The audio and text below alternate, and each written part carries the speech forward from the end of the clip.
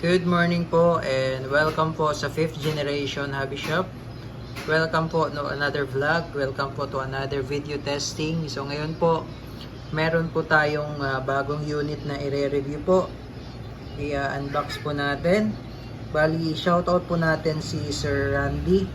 Sir, welcome to 5th generation hobby shop. So ngayon po ang ating i-review, sir, is the Umarex Walther CP99 silver black. So that's two-tone po. That's caliber 4.5mm or caliber 177, CO2 powered, 7.5 joules, 8 rounder capacity po. So bali ang bala po niya ay 177. So meron po tayo ditong sample ng isang 177 na lead pellets. So meron po tayo ditong isang Umarex Copper Impact 177 pointed pellets. Ayan. So ito po yung kanyang bala. As long as 177 po, caliber 177 po, pwede po siya. Wag lang po yung mga talagang matutulis yung head. Meron po kasing mga matutulis yung head katulad nung sa ito po. Katulad po dito sa Gamo Red Fur. Ito hindi po ito po pwede doon kasi kakalang po. Hindi po iikot yung rotary mag. So ito lang po ang po pwede natin, yung mga regular and standard na 177 po. Kasi po ito po yung mga special pellet na po ito. Red Fire. Ito po yung ginagamit po natin doon sa M4177 na variable pump na dual ammo. So pwede po ito doon. Okay? So sa ngayon po, ang gagamitin po nating bala is the 7.40 grains caliber 177 or 0.48 grams na copper impact by Umarex din. Ayan. So yun po yung ating gagamiting sample ngayon na bala. Okay, so bali ito pong si ito po si Walther CP99 po ay CO2 powered po. So bali ito po yung kanyang propellant. Ito po yung kanyang CO2 or yung hangin po. This is 12G. Ayan. Ito po ay Pop Dyno made in Taiwan. You can also use the other brand, basta 12G po na walang thread. Kasi may mga 12G po na may thread dito sa part na to. So ang gagamitin nyo lang po is the 12G na walang thread. So ito po, disposable po itong isang cartridge na ito. So pagka naubos po ito, bibili po kayo ng another tank. So pwede po kayong bumili online or pwede rin po kayong bumili sa amin. Meron po tayong available na mga CO2 cartridges. Pwede po kayong bumili ng per box. So yung per box po is 50 pieces po yan ang laman yan. Okay? So ayun po, ito po yung unit. So may kasama na po siyang box or hard case. Hard case pala ang tawag, no? Ayan po, meron siyang tatak dito na Umarex Germany sa box po niya. No? Tapos ito po yung model. Walther CP99 silver black 4.5mm or 177, CO2 7.5 joules, 8 rounders. So okay, so open na po natin. Ayan. So ito po yung ating Walther CP99 caliber 177 CO2 powered airgun pistol. So ayan po. So dito po yung kanyang serial number. Ayan, serial number. Made in Germany po yan. This is licensed by Walther. Ayan. And then, ito naman po yung magazine niya. This is the rotary magazine po. Ito po yung 8-rounder magazine po. Ayan. Bali, 2 magazines po yung inclusion. Ang magazine po is made of, para siyang made of aluminum. Ayan, aluminum metal. So, ang kagandahan yan, bakal na siya. Hindi katulad nung sa ano ba yun? Plastic pa yung isa eh. Kung maalala kung anong ano yun eh. Sa ano yata yun, yung sa CO2 powered na rifle natin. Yung rotary mag niya ay plastic pa. So ito, metal aluminum. Yan, tapos may kasama na rin pong backstrap. Rubber backstrap. So, bali yung isa, bali dalawang backstrap po ito. Yung isa nakakabit na po. Ayan. Ito nasa likod po. Ayan. So, ito po yung itsura ng unit. Ayan, meron siyang markings na Walter CP99. Silver slide po yan. Pagka silver niya parang dirty white, dirty silver. Pagka silver niya, ayan.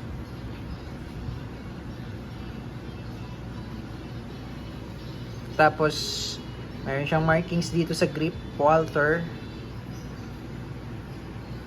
Ayan. So maganda siya. 7.5 joules. Yung sight naman niya naka-fix po. Fix yung rear. Ito yung decacker. Mamaya po i-demo ko po sa inyo yan. And then ito naman po yung fix front sight. Ayan, fix rear sight. Tapos ito naman po yung manual safety. Ayan. Tapos andito po yung mag-release. Ito po, mag-release. Ito naman po yung sa slide release. Okay? So ayos lang natin yung ating camera. Okay, so bali ito po, meron po siyang isang magazine pa para po dun sa CO2 kasi nakahiwalay po yung lagayan po ng CO2 sa lagayan po ng bala. Okay, yun yung kagandahan nito kasi hindi katulad nung sa isang model natin na andito po yung CO2. So kapag nagkaroon ng leak, talagang ito troubleshoot mo yung babaklasin mo yung unit. Samantalang sa unit na ito, yung CO2 niya ay naka-magazine type po. So, ito po yung mag-release. Ito po, mag-release. Push down nyo lang po yan. Yan. So, bali ito po yung magazine slot ng CO2. So, nakahiwalay po siya dito sa LED sa ating sa bala. Ayan. So, ito po yung CO2 na niload natin. Pero babaklasin natin. Kasi tinesting po natin siya, no? Bago tayo gumawa ng video. So, babaklasin natin yung CO2 at maglo-load tayo ng panibagong CO2 para po makita nyo kung paano maglo-load.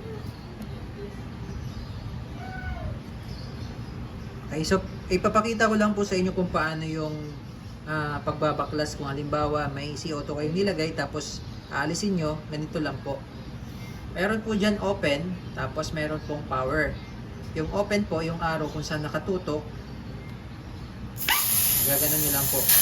So dahil po may laman pa po ito, sisingaw po yan. Kasi niluwagan na po natin. Ayan, hanggang sa maubos po yung pressure. Okay, so once na maubos na po yung pressure, luluwagan nyo lang po itong wheel. Ayan, para po maialis natin yung CO2. So napakalamig po niyan, no? So ayan po yung CO2. Once na tinanggal nyo po kasi yan na meron pa pong laman, sisingaw yan kasi may butas na po yan. Okay, so ngayon po meron po tayong bagong CO2 cartridge. So yan po yung wala pang butas. So yan po yung lalagay natin. Yan. Tapos ito pong unit na ito may kasama na po itong silicone oil. Itong silicone oil po, ito po yung ipapatak po natin dito sa may valve. Yan. Bago po tayo mag-load ng CO2.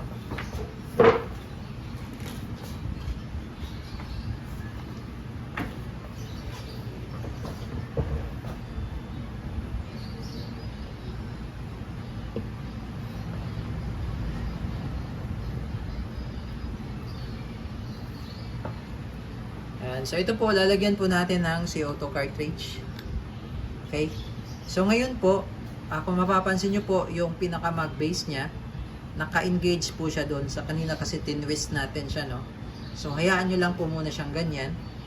Tapos, papasok nyo lang po yung CO2, tapos hihigpitan nyo po itong wheel. Yan. So kailangan po, pigilan nyo po yung CO2 na hindi po umiikot habang nag-iikot po kayo dito sa wheel. Yan. Ngayon po, kapag itong wheel na to ay hindi nyo na po mapihit or hindi na po maiikot, ibig sabihin po niyan, mahigpit na. Mahigpit na po yan. So, kailangan po kasi mahigpit po ito between the wheel at saka yung CO2 cartridge. Kasi pag maluwag pa po ito at pag binalik natin yung base pad or yung mag base sa power, ito, power. So kapag maluwag pa siya dito, sisingaw po siya. So make sure na mahigpit po siya dito, no? Pag hindi nyo na maiikot, mahigpit na po yan. Ngayon po, ibabalik po natin ito doon sa dati niyang position para po matulak niya po, no? Ito matutulak niya po papunta rito para mabubutas niya po itong CO2. Ayan po. Ayan. So, i-position nyo lang po sa ganyan. Ayan. So, ayan po. So, yan po, may butas na po yan. So, loaded na po yan ng CO2. Okay, so ngayon po, dito naman po tayo sa rotary magazine. Yung nakikita nyo po, ito po yung harapan. Ito naman po yung likuran. Okay, so pag maglo-load po kayo ng lead pellets, ito yung harapan. Ito po yung pellets or pellet. Ito po yung pellet, papasok po dyan. Ayan. Ayan. So ganyan po ang maglo-load ng pellets. Hindi po pwedeng magbaliktad po yan. Hindi po pwedeng dito sa kabila. Ayan. Ayan po. Ayan po yung full load. Lalagyan rin po natin yung isang rotary.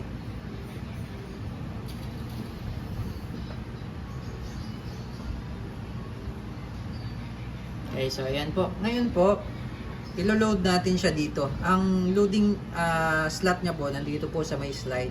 So ito po yung kanina, ito po yung nabanggit ko po kanina, ito po yung slide release. So pag pinush down nyo po yan, yan po yun. Dito po natin ilalagay yung rotary magazine. So ganyan po yung harapan. So ipapasok kasi ito pinaka-gear niya po, ilalapat nyo po dito yan sa may butas para umikot po. Ayan. Ayan, lalapat nyo po siya dyan, tapos ibabalik nyo lang po yung slide. Ayan. Ngayon po, ito pong unit na to ay may single and double action po. So sa single action po, pwede nyo pong, ito po no, iniwalay ko lang po muna yung CO2 no, para safe po tayo.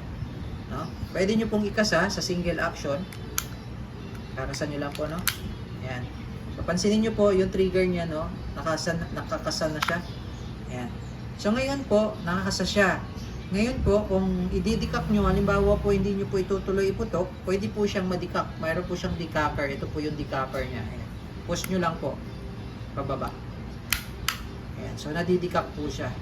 Okay? Now, kung gusto nyo naman pong ilagay sa safety, ito po yung manual safety. Pupush nyo lang po itong part na to. Ito po. Ayan. Pupush nyo lang po yan. Ito po pala, naka-safe na siya. No? Ayan, S. So, pag nakikita nyo po yung S, safe po yan. So, pagka fire, push backward nyo lang po. Push nyo lang po ito. Push, tapos backward.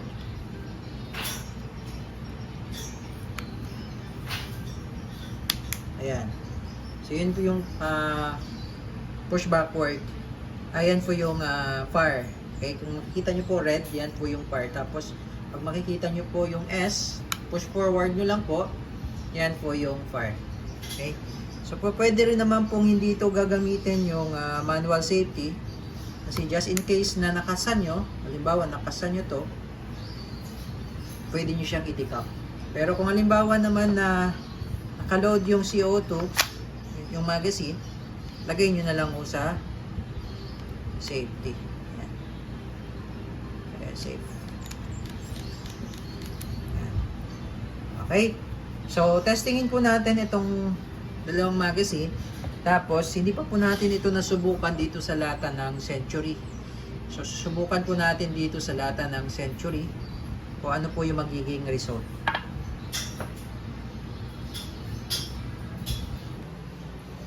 Okay, Walter CP99. Lagay lang muna natin sa fire. Tapos, single action po muna tayo. So, ikakasa po natin. So, makikita nyo po yung trigger niya. Ayan o, bumababa po siya. So, yan po yung single action.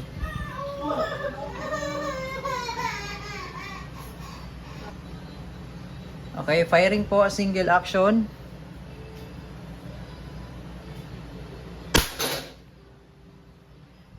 Grabe lakas.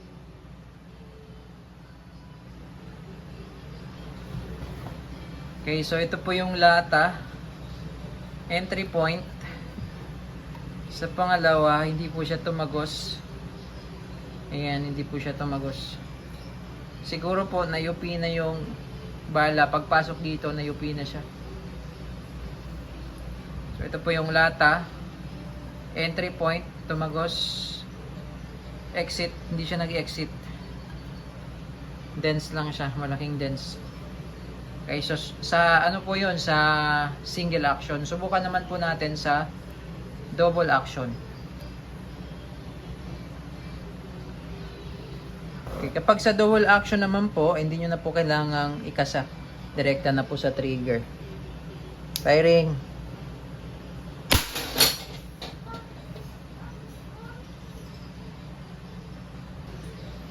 Okay, so kanina po, ito po yung entry point nung kanina. Tapos di siya tumagos sa single action. Pagdating naman po sa double action, ito yung entry point. Ay, hindi pala. Sorry. Ito.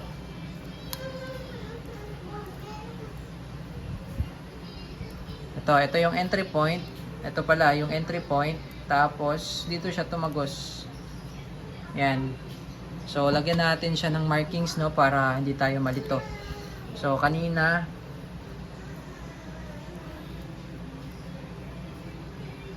ito yung kanina, yung first shot natin na single action.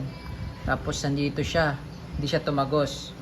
Ayan, hindi siya tumagos. Ngayon, yung sa pangalawa nating putok, yung double action, dito naman siya pumasok, tapos dito siya tumagos. Ayan. So sa double action po, tumatagos yung bala. So mas malakas yung double action. Ayan, tanggalin natin itong patol. So yung una nating shot,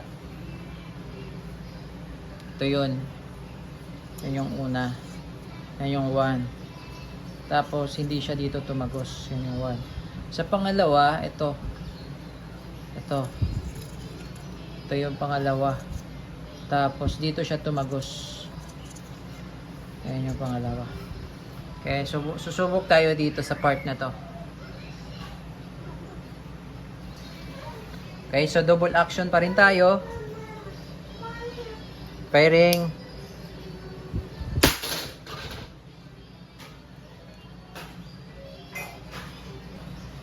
Okay, yung pangatlo natin, ito.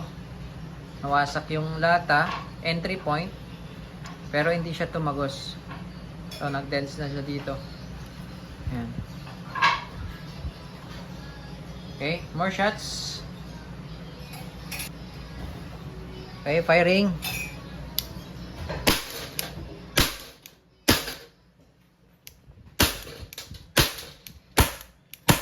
Wala nang bala. Okay. Okay, so release lang natin yung isang mag. Tapos testing po natin yung isa pang mag.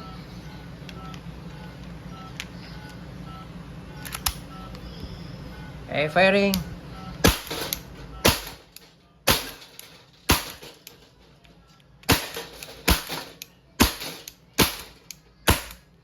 Okay. So ayan po yung nangyari sa lata.